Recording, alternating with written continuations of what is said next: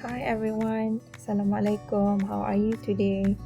I hope all of you are doing fine. I'm sorry, today we aren't able to hold a class in Google Meet. So here I have provided a video for you which can be as a guidance for you to understand today's lesson. Okay, so we have entered the new topic, Unit 14 Adventure Sports. Kita dah masuk tajuk baru ya.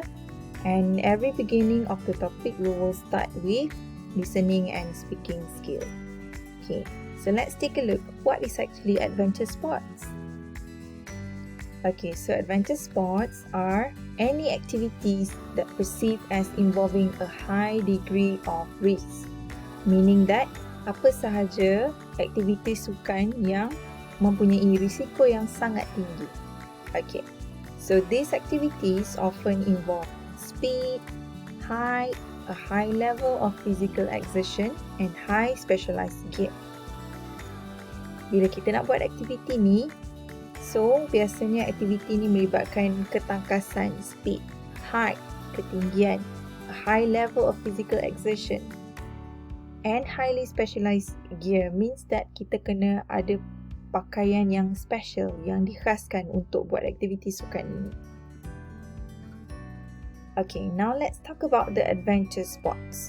So what are the examples of the sports? Okay, first one, BMX sports. Okay, so what is BMX sports? Okay, this is a bike that is an off-road sport bicycle used for racing and stunt riding. Okay, so BMX actually means bicycle motocross. Okay, so BMX ni dia bukan seperti yang kita naik basikal di tepi-tepi jalan macam biasa tu. Dia menggunakan off-road. Okay? And second activity is paragliding. Okay, so as you can see in the picture, what is paragliding? It is the recreational and competitive adventure sport of flying paragliders, lightweight, free flying, foot launch glider aircraft with no rigid primary structure. The pilot sits in a harness. Next is paintball. So this activity is quite familiar in our country also. So what is actually paintball?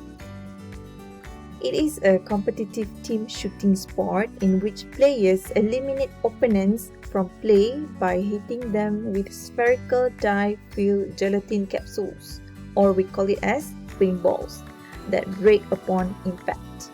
Okay, so for this activity, it is played in a group. Kita main dalam kumpulan. Biasanya kita tak main seorang. Okay, and we will eliminate our opponent. Opponent means pihak lawan. Okay, so macam mana kita eliminate opponent? By shooting at them. Okay, and the weapon will lead out something that is called as paintball. Paintballs are usually shot using a low energy air weapon called a paintball marker that is powered by a compressed air or nitrogen or also carbon dioxide and was originally designed for remotely marking trees and cattle. Okay, pada asalnya paintball ni bukanlah digunakan untuk permainan sukan seperti ini. Ia biasanya digunakan untuk menanda pokok dan juga tanaman-tanaman serta ternakan-ternakan bagi orang yang melakukan aktiviti pertanian. Okay, seterusnya rock climbing. Next is rock climbing. Okay, so this is a very challenging activity.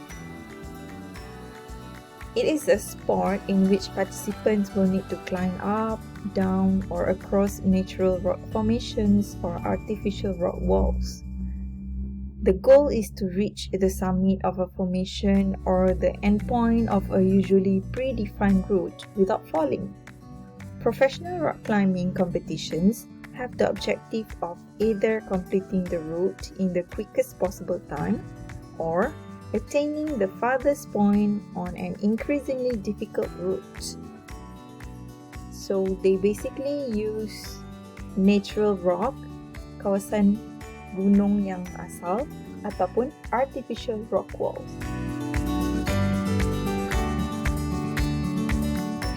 Next is skateboarding. You see the picture? So what is skateboarding?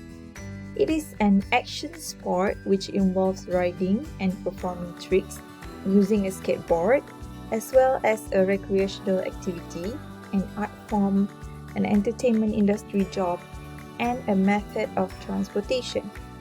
So skateboarding has been shaped and influenced by many skateboarders throughout the years. Next is flying fox.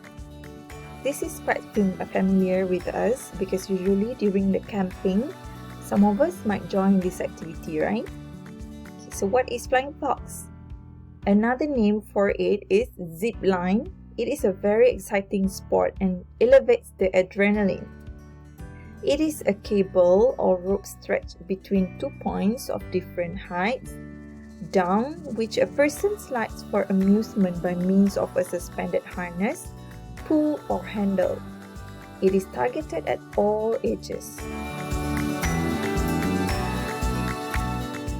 But we have to remember, participating in an adventure sport is very exciting, but it can be very dangerous. So let's take a look at the safety precaution. But for now, let's talk about the safety gears that can be used in a BMX activity. So what do they normally use? Okay, so these are the safety precautions that people who want to play BMX activity need to wear. They need to wear gloves, sarung tangan, of course helmet to protect their head, upper body armor, this part. They need to wear the knee guard on their knees, pelindung lutut, shin guard on their legs to protect the legs, and of course you need to make sure that you wear shoes to protect your foot or feet. So how can these safety gears help to prevent injuries? Can you tell me?